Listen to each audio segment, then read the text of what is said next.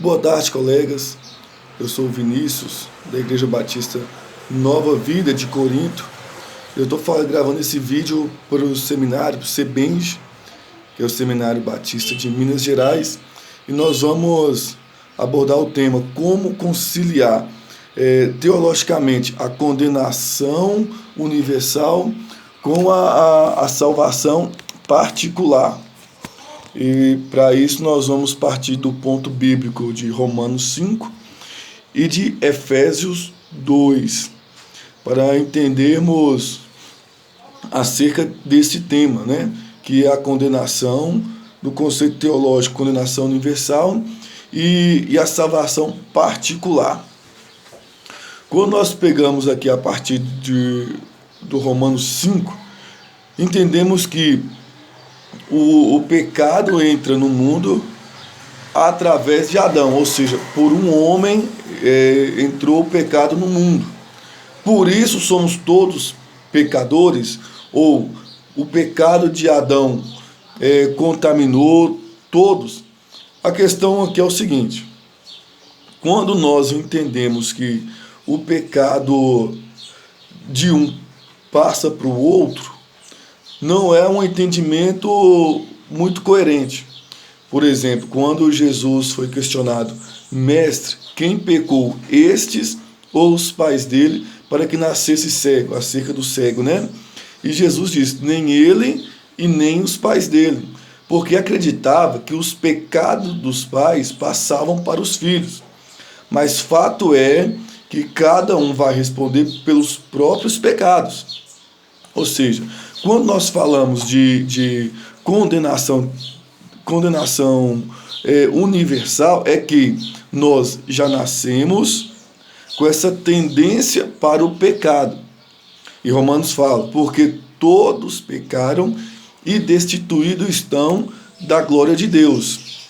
Então, a partir de Adão para cá, não é que todos já nasceram com pecado, mas já nasceu com essa tendência para o pecado, que quando atingimos a idade da razão ali, e já entendemos o que é certo e o que é errado, a partir daquele momento há aí uma separação. Aí vem aqui duas linhagens teológicas.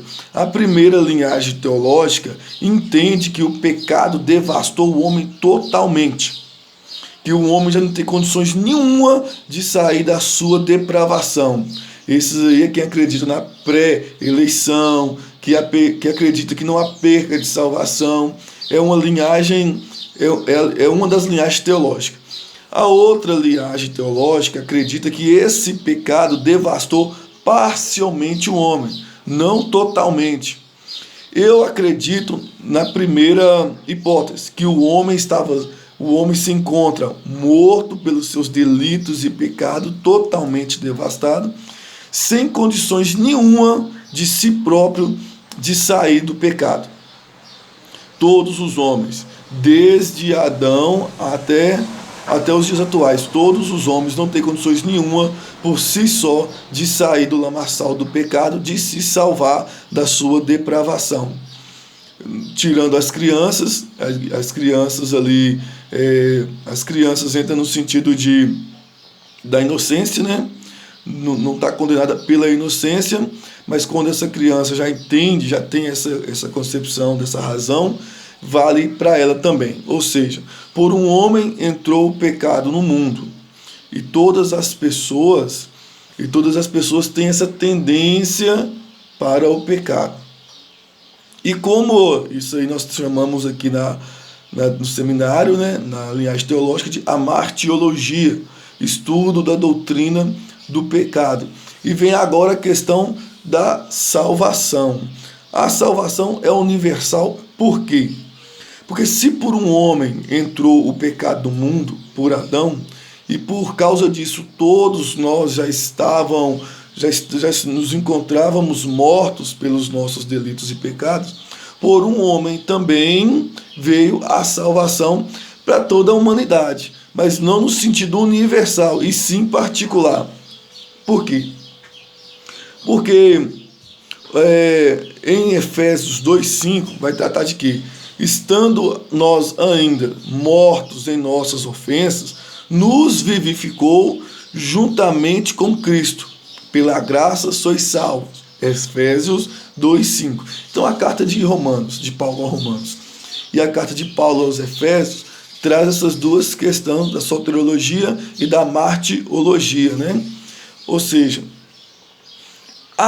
o pecado é para todos. Todos já se encontram mortos. Não tem como decidir. Não quero pecar ou quero pecar. Ou seja, todos já estão contaminados. Não há um justo, nenhum sequer. Romanos 10:1.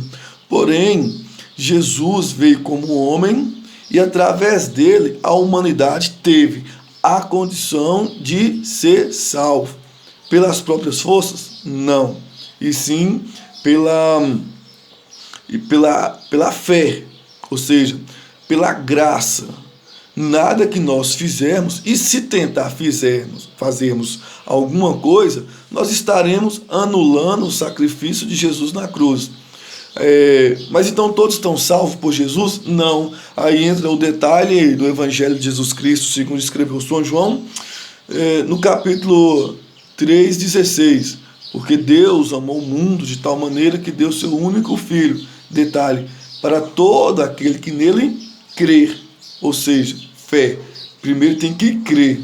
Não pereça, mas tenha a vida eterna. E mais adiante nós vamos ver que quem crer e for batizado será salvo. Quem não crer já está condenado. Ou seja, nós nos encontramos, nascemos mortos pelo pecado que entrou no mundo através da tentação de um homem, porém temos a chance, a oportunidade de sermos salvos por um homem que também foi tentado, mas não cedeu, a saber, Jesus Cristo. E São Lucas trata e trabalha Jesus como homem, e por essa graça, por um homem que não cedeu ao pecado, nós temos a oportunidade de nos salvar.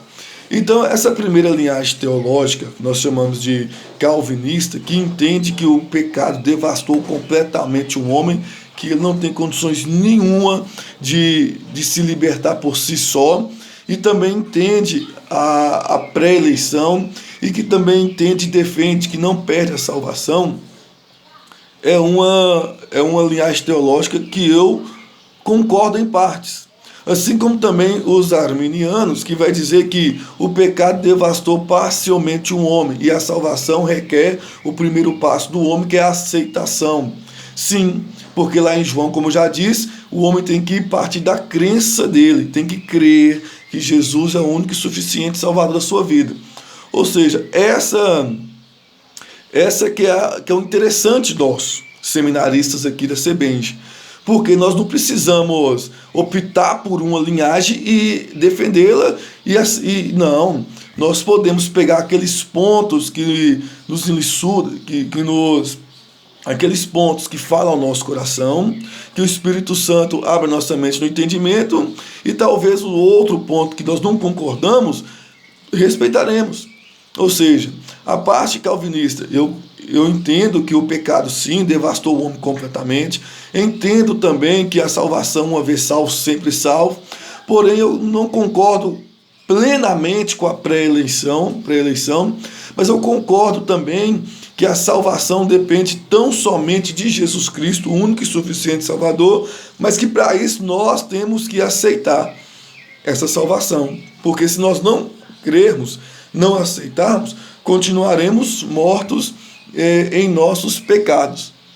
Então essa é a minha visão, a minha linhagem quanto a conciliar, conciliar o conceito teológico de condenação universal, porque todos pecaram e destituídos estão da glória de Deus, com a salvação particular, porque todo aquele, e aí já está no singular, aquele que aceitar e crer será salvo, quem não crer será condenado.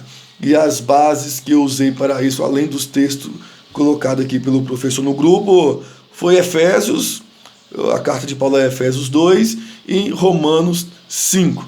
Muito obrigado pela paciência, quero estar convosco hoje à noite, mas caso não consiga, essa é a minha apresentação. Muito obrigado.